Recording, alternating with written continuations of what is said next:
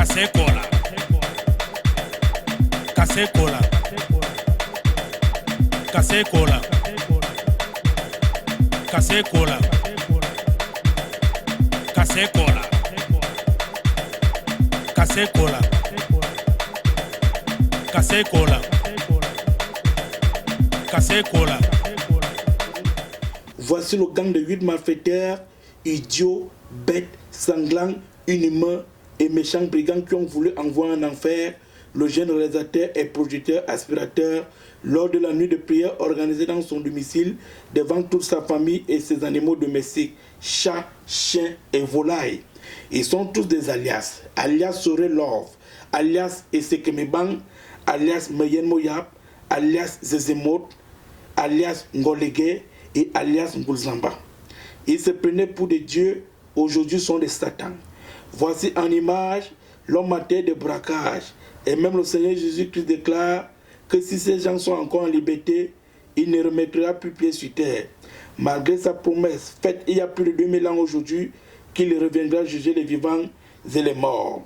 Les voici alignés ici ce jour devant la presse nationale et internationale, des bandits au comportement des enfants de cœur, avec pour prophète le révérend docteur Mosobo, reconnaissable avec sa culotte noire et son t-shirt blanc. N'allez surtout pas dire qu'il est gros.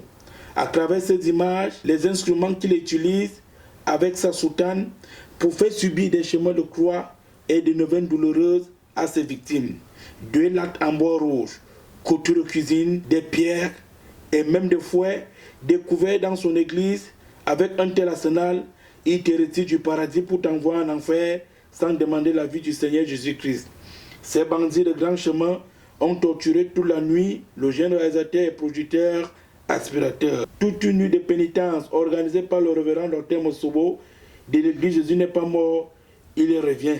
L'homme a réussi à s'en sortir par un miracle de Dieu. Voici un autre bandit en image, infime du pied gauche. Ne vous fiez surtout pas de son handicap, il est loin d'être un enfant de cœur. Si vous le croisez dans un couloir sombre la nuit, vous allez appeler Dieu par notre nom.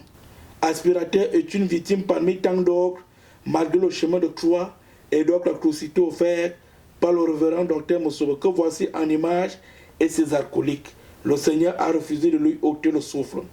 Ce groupe de gang a été finalement neutralisé, comme qui dirait 99 jours pour le voleur et un seul jour pour le patron. L'on se pose la question aujourd'hui, à qui dois-je faire confiance si les soutanes sont devenus des caches d'âme?